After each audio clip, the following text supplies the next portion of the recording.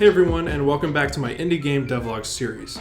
This week's going to be a busy one, but not necessarily for Blink. I've got a lot of stuff going on after work this week, and I'll be traveling this weekend, so I'm not anticipating too much dev time.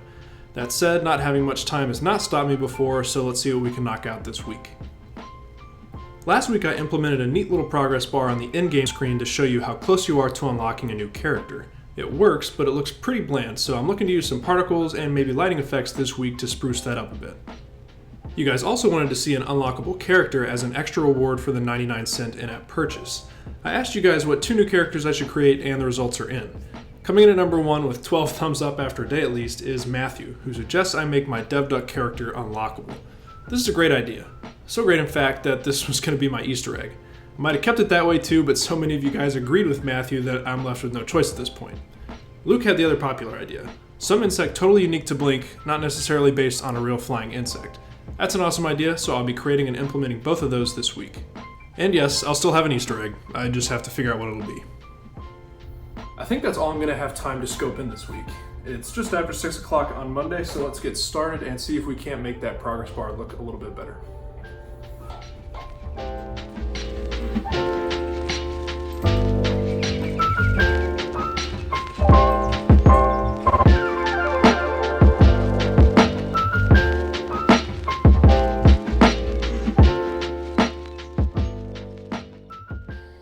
Alright, so after about an hour we've added some cool particle effects to the progress bar. I'll go ahead and show you what those look like by continuing to play around and hopefully scoring a bunch more points so we can see a bunch more of the bar fill up. We'll go for about 50 to 100 points here.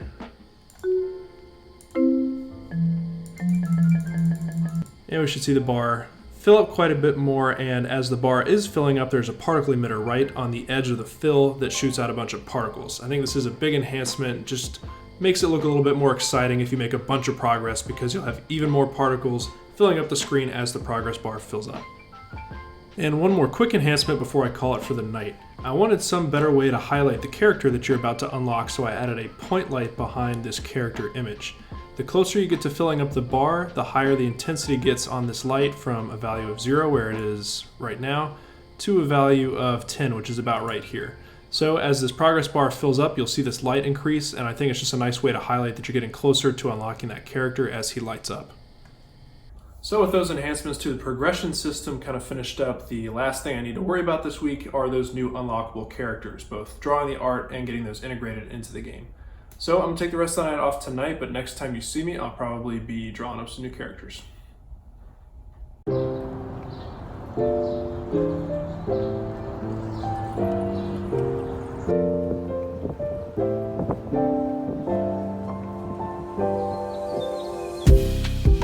It is Wednesday morning around 6:30 a.m.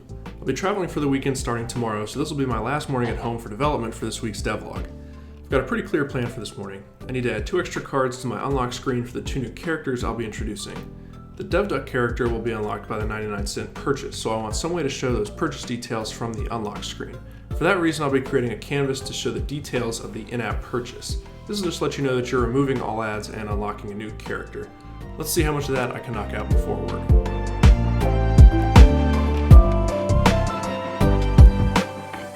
Alright, so I've got the unlocks canvas updated. You can see I've got 2 extra characters here. We've now got 2 rows of 5. Of course, the Lunamoth art is just placeholder for now.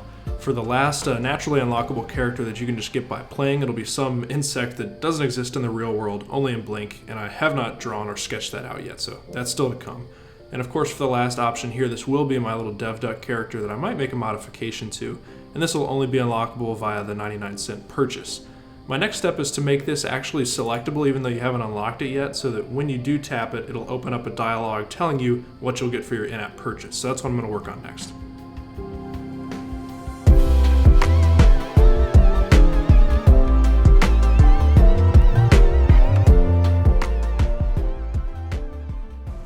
Alrighty guys, it's almost 8 o'clock. I've been working on this for like 2 hours this morning, but we made a ton of progress. I'm going to go ahead and show you what it looks like now.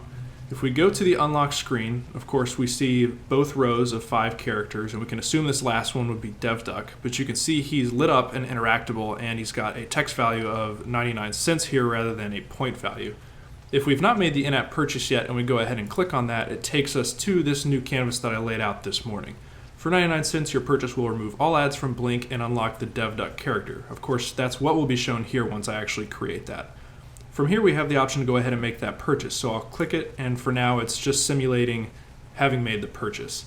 If we click back, we go back to where we came from. In this case, that's the unlock screen. And we see that the 99-cent text is now removed, and this character is selectable, and it equips the character as you would expect. So that's pretty cool. Now, if we go back to the options panel, this is where we previously had the text choice to go ahead and make the purchase or restore the purchase. Now we just have a remove ads button. If we click on that, that takes us back to that same exact canvas that I made this morning, where I'm able to click on this and toggle it for testing purposes.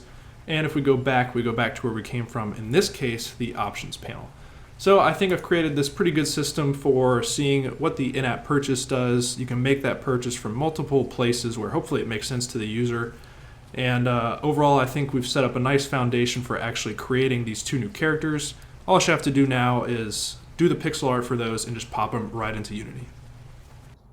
All right, so we made a ton of progress this morning. Pretty much got all the coding done that I wanted to this week, and all that's left to do is create those two characters for the unlock screen. Thankfully, that's fun and easy to do on the go, so what I'll probably end up doing is taking my iPad Pro with me while I travel this weekend and creating those while I'm away from home. When I get back on Sunday, we'll go ahead and pop those into Unity and see how everything looks. For now, I need to get ready for work and probably start packing and all that stuff, so I'll catch up with you guys sometime soon.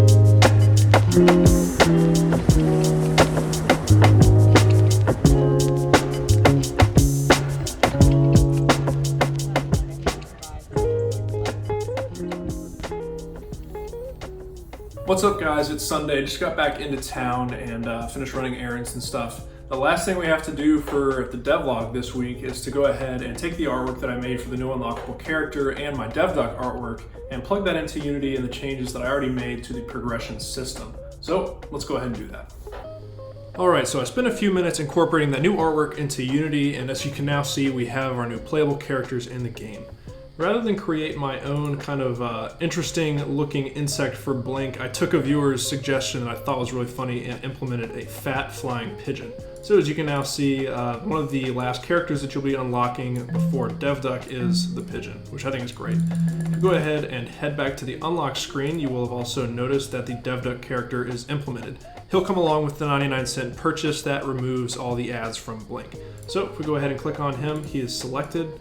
And he's slightly higher quality. He's got a higher pixel count than the other ones, so a little bit more detail there, and I think it's a nice reward if you decide to support me and make that 99-cent purchase.